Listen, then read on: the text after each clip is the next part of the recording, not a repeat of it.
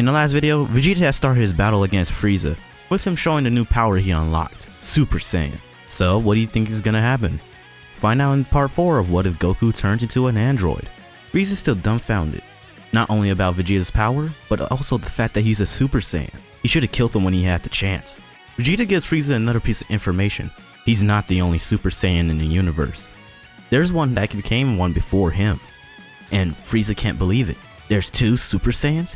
He was trying to prevent one from rising, but now there's 2? The thought of it shakes him to his core. But it also makes him angry. So angry that he launches death beams at Vegeta. And they do hit Vegeta. But, come to Frieza's shock, it doesn't do anything to him. Frieza realizes that his current strength right now isn't going to suffice. He doesn't think that his second or his third form is going to work against Vegeta. He's going to have to go straight into his final form. And he tries to transform, but Vegeta doesn't let him. As Vegeta continues to pummel Frieza, not letting him off easy, making him feel the wrath of the Prince of all Saiyans. Vegeta decides to finish this off with a Gallic gun, and Frieza sees this as an opportunity. He transforms into his final form, but he sees that it's too late as he's been consumed by Vegeta's Gallic gun, as it makes a huge explosion. And as the smoke clears, Vegeta sees that there's a divot, and at the bottom of it, it's Frieza, and it seems like he transformed. But due to Vegeta's Gallic gun, half of Frieza's body is destroyed. Vegeta then flies to the ground next to Frieza, and he looks at him, telling him that it looks like he did have some power hidden away. Even though he would have loved to beat Frieza at his full power, he can't now. So Vegeta gets ready to finish off Frieza, and Frieza can't stand the sight of this, beaten by a lowly monkey. Super Saiyan or not, he won't stand for this. He won't die here. Frieza places his hand on the ground, and with the last bit of energy he has, he tries to blow up Namek. But before that happens, Vegeta hears a voice telling him to get out the way. As a blast comes his way, Vegeta gets out of there, but the blast completely destroys Frieza, killing the Emperor. Vegeta looks up and sees that the blast came from Kakarot. Goku landed on planet Namek not too long ago, and he felt a huge power, and he was wondering who it was. He sensed one that felt like Vegeta's, but then it suddenly skyrocketed, and he see why. Vegeta's a Super Saiyan, and the other power he felt must have been the guy that he just killed. Vegeta then yells at Goku. Frieza was his fight and he wanted to land the finishing blow, but he had to go on and take it. Why did he have to do that? He didn't ask for his help. And in Goku's defense, it seemed like the guy had one last trick up his sleeve and he was going to try to destroy the planet. He couldn't let that happen, especially not while he's on it and he needs the Dragon Balls. And Vegeta sees that's why Kakarot's here. He needs the Dragon Balls. He's guessing that he's going to try to resurrect his friends. Sorry, but he's getting the Dragon Balls first. He doesn't know what he's going to wish for because he wasn't originally going to wish for immortality to defeat Frieza. But since he unlocked Super Saiyan, he doesn't really need that wish anymore. He could revive Raditz and Nappa, but he's so far ahead of them, he doesn't really need them anymore. And he doesn't think that Nappa would be too happy of him after he just killed him. So yeah, he doesn't know what he's going to wish for. But if Kakarot wants him, he's going to have to fight him for it. Since he unlocked Super Saiyan, he's been meaning to go back for a rematch, and this is the perfect time. He didn't waste too much energy on Frieza, so he doesn't need a rest or anything. So he immediately challenges Kakarot. He wants to prove his superiority, so that even though Kakarot's an android, he's still better than him. And Goku accepts, as he really does need the Dragon Ball to bring everyone back. So Vegeta transforms into a Super Saiyan, showing off his full power. And Goku's really impressed. He didn't expect Vegeta to get that far. Even with Super Saiyan, it's remarkable. But once Goku gets a gauge on his strength, he can tell that he doesn't need Super Saiyan for this. He can stay in his base form. And Vegeta gets mad at Goku, thinking that he's mocking him. But that's not true. Goku really doesn't think that he'll need Super Saiyan for this battle. Cause you see, Goku on his way to Namek has been doing intense training. Thanks to him having unlimited energy and stamina, he didn't need to take breaks that often. The only time he needed to take a break was just to eat food. And he's been adapting to the gravity training rather quickly. Instead of doing 100 times gravity training in 6 days like in the original story, he did that in 2 days. And he even went further beyond that. 110, 150, 200, 250.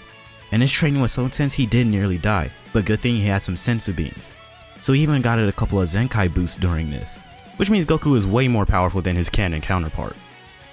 So both of them take a stance and their battle begins, and it has a very explosive start. They start launching blasts at each other, in which they all collide and explode.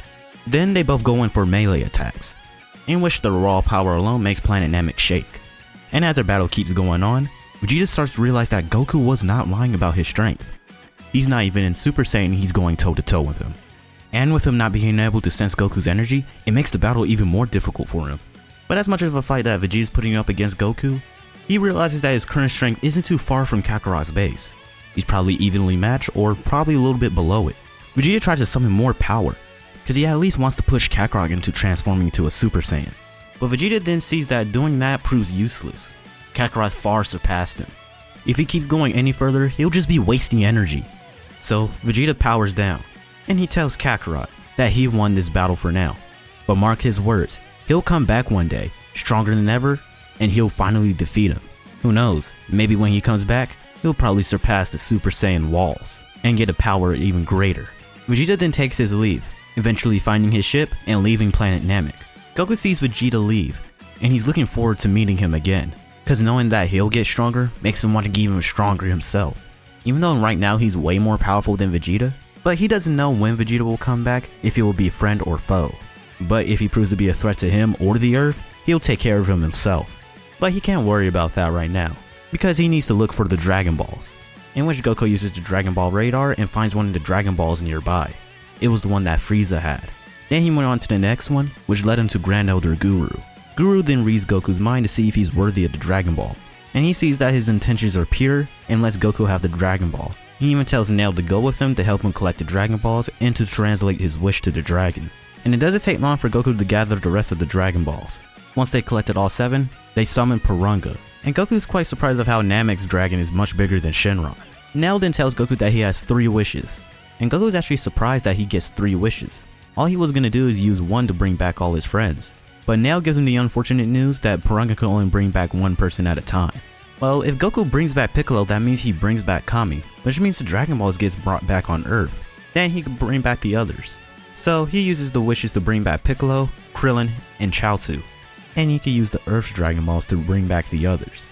And with that, Purunga disappears and the Dragon Balls are scattered across planet Namek. And with that, Goku gets ready to return to Earth, as he got what he came for. So he gets on his ship and he goes back to Earth. It does take him a couple of days, and he trains on the way back too. Ever since Vegeta mentioned surpassing the walls of Super Saiyan, this got Goku very excited. He masters Super Saiyan to the point where he can activate it willingly. But he knows that there's something more to this power. But he knows that if anyone will be able to achieve this, he will. And with that, Goku lands back on Earth. And the first thing he does is collect Earth's Dragon Balls. And he summons Shenron, and wishing for the resurrection of Yamcha and Tien Shinhan. And with that, Goku starts training, trying to find levels beyond Super Saiyan. But in order to achieve that, he's gonna need a training partner. Because in Dragon Ball, training with another person helps you grow even stronger than just training by yourself. And there's one person that comes to Goku's mind, Piccolo. You felt how much stronger Piccolo has gotten ever since his training with King Kai. He even heard that Piccolo learned a new technique that boosts his power up even more, which makes Piccolo the perfect candidate. And Piccolo actually doesn't mind training with Goku, because it also benefits him too. He also gets stronger alongside Goku. And even Gohan from time to time comes to train with Goku. Then 1 year has passed, until one day, during the middle of Goku's training, someone arrives and it shocks everyone there. It's Goku. But that can't be right, cause Goku's right there. There's 2 Gokus? And not only is this confusing, this is terrifying. The only thing different about this Goku here is his outfit. He's wearing a blue one instead of his usual orange one. Piccolo, Goku, and Gohan then confront this other Goku. Man, I just said Goku so many times right there. And the other Goku says he can understand why they're all confused, and he can actually explain this very easily. He's from the future, and that just confuses them even more. But he came to the past to warn them. He tells present Goku, remember the old guy that transformed us into an android? The one who died? Well, when they wished for everybody who was killed by Piccolo and his minions to be brought back, that included him as well. And he made even more androids, and in a few years, those androids attacked them. So he wanted to warn them now so that they can prevent it. Cause in the future, they barely managed to even win. But that win had some sacrifices. You see, by the time Goku has gotten there, most of his friends have already been killed, including Piccolo. And with Piccolo gone, the Dragon Balls don't exist. And Goku tried using his spaceship to go back to Namek, but when he got there, the planet was empty. Seems like the Namekians used their Dragon Balls to move to a new planet. So now he doesn't know where they are, which means they can't bring their friends back. And worst of all, he can't bring Gohan back. Gohan also died through the hands of the androids. But some people were able to survive, like Chi-Chi and Bulma. In fact, Bulma was the one who invented the time machine for him to travel to the past. And there's also one more person, but he doesn't mention him because he doesn't want to threaten him of ever existing. But then Present Goku asks his future counterpart, whatever happened to Vegeta? Did he ever come back? And Goku says no, Vegeta actually never came back. He doesn't know what happened to him, but he's still somewhere out there in space. But future Goku does tell him, the main reason he came here was to change the past. Goku has defeated the androids in the future. He could change it where they're strong enough to handle them without anyone dying. And the way he defeated the androids in his time was because he ascended. He was already angry enough when everyone died again. But what sent him over the edge was when they killed Gohan. He was already working on trying to go past the Super Saiyan wall. But that was enough to push him past the wall and beyond, unlocking a brand new power that he decides to show off to them. Even if they had the Dragon Balls and wished everyone back, he wouldn't erase from his mind of what he saw. But he knows by showing them this, it will help them prevent everything that happened. Future Goku then powers up, as lightning surrounds him, and his hair spikes up even more than it was when he was Super Saiyan. It looks like Super Saiyan but is slightly different, and even though they can't sense his energy, the sheer amount of force of power that's coming off him is insane. He tells him that this is what he calls Super Saiyan 2, and this is where this part ends. What did you guys think of this part, and what do you think will happen next? If you guys enjoyed this video, be sure to leave a like on it and subscribe to the channel. It supports me and it supports the channel.